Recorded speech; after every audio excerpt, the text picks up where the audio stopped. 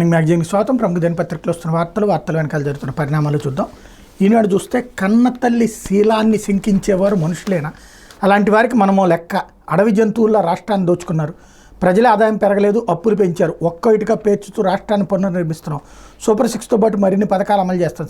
శాసనసభలో ముఖ్యమంత్రి చంద్రబాబు కన్నతల్లి శీలాన్ని శంకించేవారు మనుషుల పశువుల, తల్లి వ్యక్తిత్వాన్ని హననం చేసేవారికి మనం ఒక లెక్క. కన్నతల్లిపైన అసభ్యకర పోస్టులు పెట్టించే పరిస్థితికి వచ్చారంటే ఏమనుకోవాలి?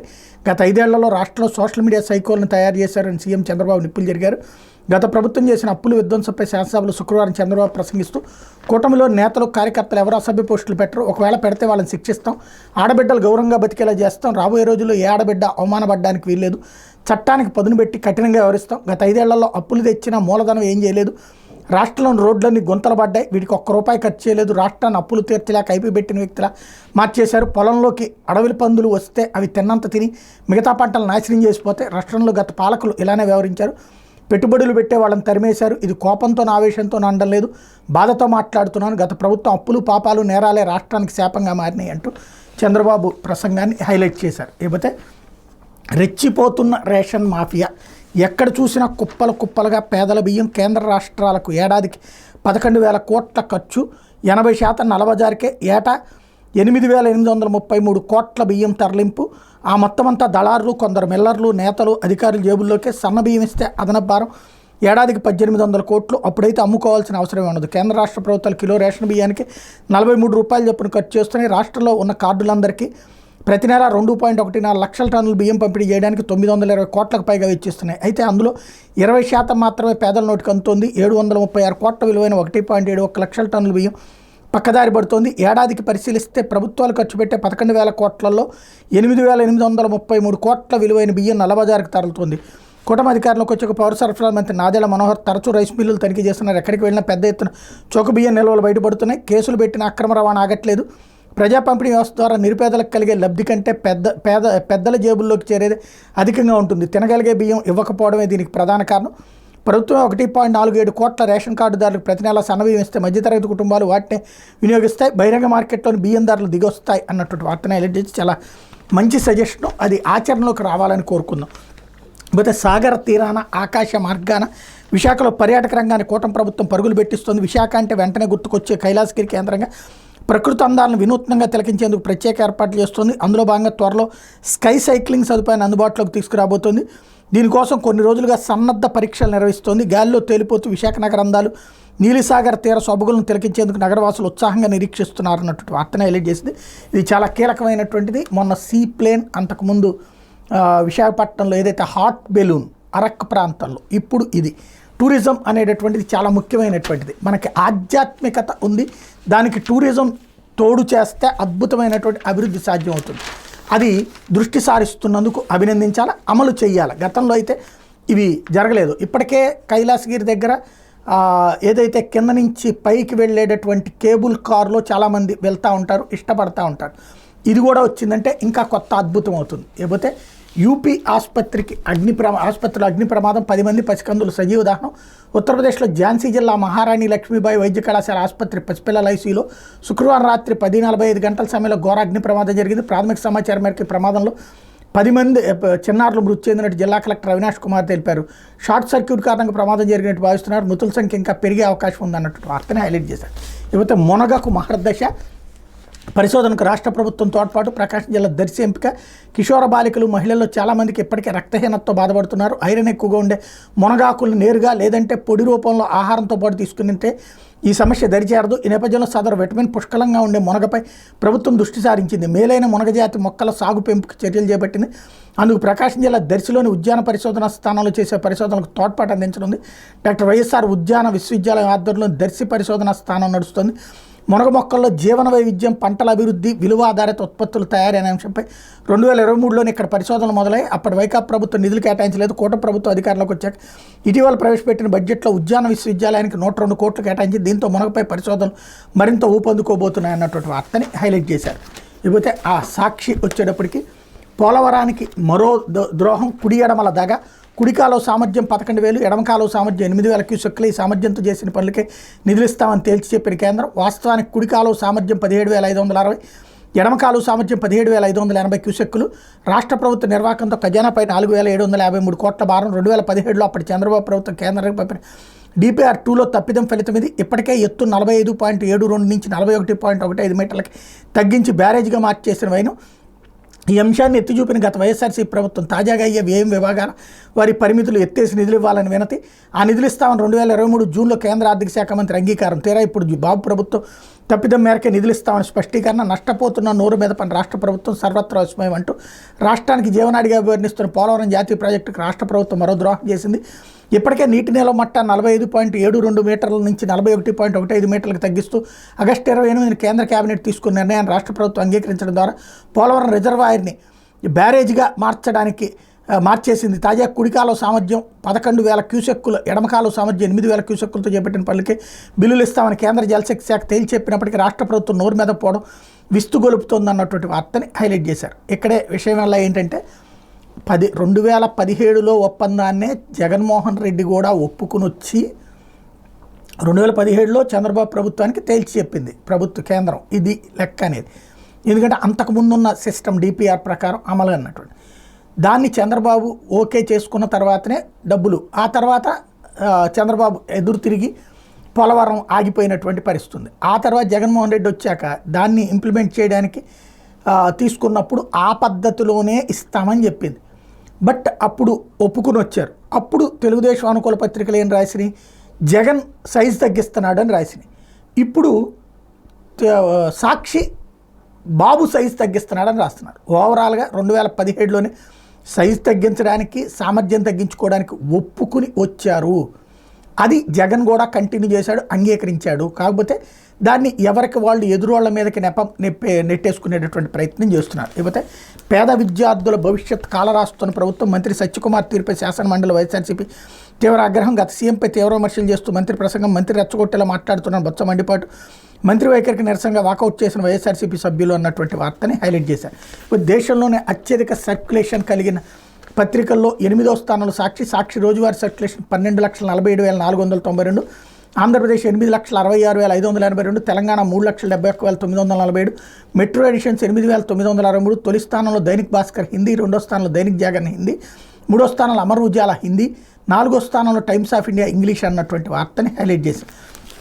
అయితే కక్షే లక్ష్యం చట్టానికి తూట్లు. వ్యవస్థీకృత నేరాలు, ఉగ్రవాదుల కోసం ఉద్దేశించినటువంటి BNSS సెక్షన్లకు సోషల్ మీడియా యాక్టివిస్టులు, ప్రజాస్వామికవాదులపై ప్రయోగిస్తున్న కూటమి సర్కార్. జూలై 1కి ముందు ఉదంతాల అభియోగాలపై చట్టవిరుద్ధంగా BNSS సెక్షన్ల కింద కేసులు నమోదు. అది చెల్లదని ఓ కేసులో తీర్పునిచ్చిన రాజస్థాన్ హైకోర్టు అన్నటువంటి వార్తని హైలైట్ చేశారు. లేకపోతే AMR ఎమడేంజర్ అంటూ ప్రపంచవ్యాప్తంగా మానవాళికి పెనుముప్పుగా మారిన యాంటీ మైక్రోబియల్ రెసిస్టెన్స్, విచ్చలవిడిగా యాంటీబయాటిక్స్ వినియోగమే కారణం. AMR వల్ల 2019 నుంచి ఏటా 49 లక్షల మరణాలు, 2050 నాటికి ఈ సంఖ్య కోటికి చేరొచ్చని అంచనా. యాంటీబయాటిక్స్ వినియోగం తగ్గించాలంటున్న శాస్త్రవేత్తలు. 18 నుంచి AMR అవగాహన వారోత్సవాలు యాంటీబయాటిక్స్ మీద అన్నటువంటి వార్తని హైలైట్ చేశారు. ఇకపోతే మోడల్ పేపరే సెమిస్టర్ ప్రశ్నాపత్రం. చిత్తూరు జిల్లాలో మొట్టమొదటి అటానమస్ హోదా కలిగిన స్థానిక PVKN ప్రభుత్వ డిగ్రీ కళాశాలలో పరీక్షలను అధికారులు ఇష్టానుసారంగా నిర్వహిస్తున్నారు. ఈ కళాశాల 5 రోజుల క్రితం సెమిస్టర్ 3 పరీక్షలు ప్రారంభమయ్యాయి. ఈ నెల 11వ తేదీన 2వ సంవత్సరం BScకి సంబంధించిన object oriented programming using Java title of the course. BCom 2వ సంవత్సరానికి సంబంధించి ఈకామర్స్ వెబ్ డిజైనింగ్ పరీక్షలు నిర్వహించారు. ఒక్కొక్క పరీక్ష 75 మార్కులకు జరిపారు. అటానమస్ నిబంధనల ప్రకారం ప్రశ్నాపత్రాలు చెరో చోట రూపొందించాల్సి ఉంది. అయితే ఈ 2 పరీక్షలకు ముందు విద్యార్థులు ప్రిపరేషన్ కోసం ఇచ్చినటువంటి BOS బోర్డ్ ఆఫ్ స్టడీస్ ప్రశ్నాపత్రాలను సెమిస్టర్ 3 పరీక్షలకు కూడా ఇచ్చారు. ఈ పరీక్షల నిర్వహణను పర్యవేక్షించే కంట్రోలర్ ఆఫ్ ఎగ్జామినేషన్ హోదా అధికారి అలసత్వం కారణంగా ఈ తప్పిదం జరిగిందని సమాచారం. పర్యవేక్షించాల్సిన ప్రిన్సిపల్ సైతం పట్టించుకోకపోవడం విమర్శలకు తావిస్తోంది. కానీ విషయం మీద ప్రిన్సిపల్ జీవనజ్యోతిని సాక్షివారం కోరగా ప్రశ్నాపత్రాలు తమ కళాశాలలో ముద్రించడం లేదని చెప్పారు. ఏదైనా పొరపాటు జరిగిందని విచారణ చేస్తామని వెల్లడించారన్నట్టు వార్తని హైలైట్ చేశారు. లేకపోతే ఆంధ్రజ్యోతి వచ్చేటప్పటికి దోచేసి దాచేశారు. 5 ఏళ్లలో అంతులేని దోపిడీ. సీఎం ధ్వజం. రాజకీయాల్లో అవినీతిని చూశా కానీ దోపిడీ కోసమే రాజకీయాల్లోకి వచ్చారు.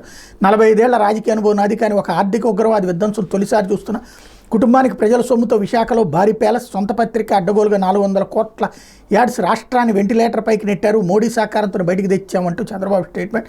నేను గత 5 నెలల్లోనే ఏదో చేసేసి చెప్పడం లేదు, కొద్దిగా పారిశ్రామికవేత్తలు నమ్మకాన్ని కల్పిస్తున్నాం. మళ్ళీ దుర్మార్గ ప్రభుత్వం వస్తే ఎలాగని వారు జంకుతున్నారు. అయితే ఆంధ్రులు విఘ్నులని, ఇక భవిష్యత్తులో ఎప్పటికీ వైసీపీ అధికారంలోకి వచ్చే అవకాశం లేదని వారికి నచ్చజెప్పి ఒక్కో కంపెనీని తీసుకొస్తున్నాం, ధైర్యంగా పెట్టుబడులు పెట్టండి, భరోసా మాది అని చెప్తున్నాం. నా దగ్గర డబ్బులు లేవు కానీ నూతన ఆలోచనలు ఉన్నాయి, ఓ మంచి ఆలోచన ప్రపంచాన్ని మారుస్తుంది, ఇటువంటి ఆలోచనలతో ముందుకెళ్లి సంపద సృష్టిద్దాం అన్నటువంటి వార్తని హైలైట్ చేశారు. కాకపోతే అమరావతి నిర్మాణంలో సింగపూర్ భాగస్వామ్యాన్ని పునరుద్ధరించండి, గోదావరి పెన్నా అనుసంధానానికి సహకరించండి, విదేశీ పెట్టుబడులు ఏపీకి వచ్చేలా చూడండి, రాష్ట్ర జీఎస్టీలో సర్ఛార్జీని 1% పెంచండి, కేంద్ర మంత్రులకు చంద్రబాబు వినతులు, నిర్మలా సీతారామన్ జయశంకర్తో సీఎం భేటీ అన్నటువంటి వార్తని హైలైట్ చేశారు. కాకపోతే అవే అబద్ధాలు, అధికారం పోయినా మారని జగన్ తీరు, అప్పులు ఉద్యోగాలు ప్రగతిపై అసత్యాలు, అధికారంలో రావడానికి అబద్ధాలు ఆలంబన, అధికారంలోకి వచ్చాక అబద్ధాలు, అధికారం పోయాక అవే అబద్ధాలు, ఇది మాజీ ముఖ్యమంత్రి వైసీపీ అధినేత జగన్మోహన్ రెడ్డి తీరు. చంద్రబాబు కంటే తానే బేషైన పాలకుడని, తనేదో పురోగామి పాలనని చెప్పుకునేందుకు జగన్ నానా తంటాలు పడుతున్నారు. ఇందులో భాగంగా అనేక అసత్యాలు, అర్ధసత్యాలతో కూడిన గణాంకాలను తన రోతపత్రిక ద్వారా జనంలోకి వదులుతున్నారు అన్నటువంటి వార్తని హైలైట్ చేశారు. జగన్ రోతపత్రికలు ఎప్పట్లాగే అప్పులపై అనేక అబద్ధాలు చెప్పారు. అది చేశారు. 2019లో చంద్రబాబు గది దిగే నాటికి రాష్ట్ర అప్పులు 3.13 లక్షల కోట్లని, 2024లో తాను దిగిపోయే నాటికి 6.46 లక్షల కోట్లని ఆయనే చెప్పుకున్నారు. ఆ లెక్క నిజమైన 3.13 లక్షల కోట్ల రుణభారం 2014-19 మధ్య కొత్తగా వచ్చింది కాదు. 1956లో ఆంధ్రప్రదేశ్ ఏర్పడినప్పటి నుంచి 2014లో రాష్ట్ర విభజన జరిగాక సీమాంధ్ర వాటాగా వచ్చినప్పుడు, ఆ తర్వాత 5 ఏళ్లలో చంద్రబాబు ప్రభుత్వం చేసిన రుణం అన్నీ కలిపి 3.13 లక్షల కోట్లని జగన్ ఒప్పుకున్నారంటే ఇది 6 దశాబ్దాల కాలం అయినప్పు. దీన్ని జగన్ 5 ఏళ్లలో రెట్టింపు చేసి 6.46 లక్షల కోట్లకు చేర్చారు.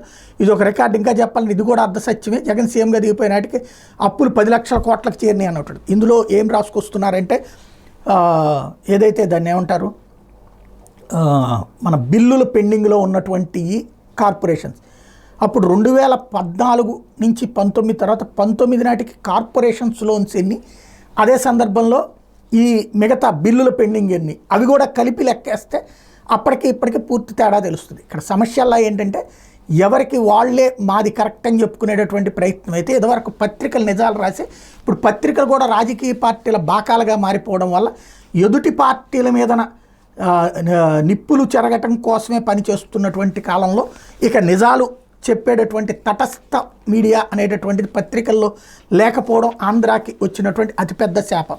లేకపోతే పరిపూర్ణంగా పోలవరం 45.72 మీటర్ల ఎత్తు, 194.6 టీఎంసీల నిల్వ, రాష్ట్రానికి జీవనాడైన పోలవరం సాగునీటి ప్రాజెక్టు పూర్తిస్థాయి సామర్థ్యంతో నిర్మించేందుకు చర్యలు చేపట్టాలి జలవనరుల శాఖను ముఖ్యమంత్రి చంద్రబాబు ఆదేశించారు. ప్రాజెక్టు 45.72 మీటర్ల గరిష్ట ఎత్తులో నిర్మించి 194 టీఎంసీల జలాలను నిల్వ చేసి గోదావరి మిగులు జలాలను రాష్ట్ర మంత్రికి అందించేందుకు అవసరమైన నిధులు మంజూరు చేశారు. కేంద్రంపై ఒత్తిడి పెంచాలని సూచించారు. ఇక్కడ ఇప్పుడు సాక్షి వార్తకి జ్యోతి వార్తకి ఒకటి సింక్ అయింది. సాక్షి చెప్తుంది 41 అడుగులకే ఒప్పుకుని వచ్చారని, వీళ్ళు ఇప్పటిదాకా దాన్ని ఏం మాట్లాడలేదు. ఇప్పుడు చెప్తున్నది కేంద్రం మీద ఒత్తిడి తండి 45 అడుగులకని. ఇంకా ఒత్తిడి కొత్తగా ఎవరు తెస్తారు? నిమ్మల రామానాయుడు స్థాయిలో ఉంటుందా? చంద్రబాబు నాయుడు మాట్లాడాల్సి ఉంటుంది అక్కడ అవసరమైతే కనుక. దానికి అది చెయ్యాలంటే 55,000 కోట్ల రూపాయలు అవుతుంది. ఇప్పుడు కేంద్రం 35,000 కోట్ల రూపాయల దాకా ఇస్తోంది. ఇది తేడా.